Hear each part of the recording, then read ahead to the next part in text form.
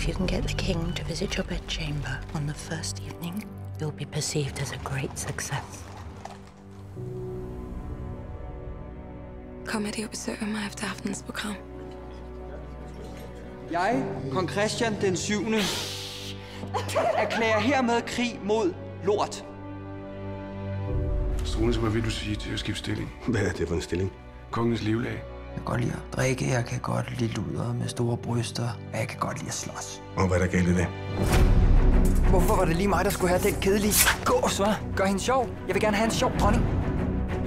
Jeg tror ikke, de selv er klar over, hvor meget indflydelse det har på Christian Struensee.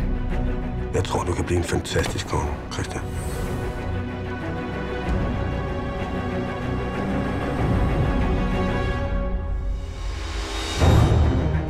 Jeg er gravid. Er det sandt? Nej. Du ødelægger mit land, Struensee.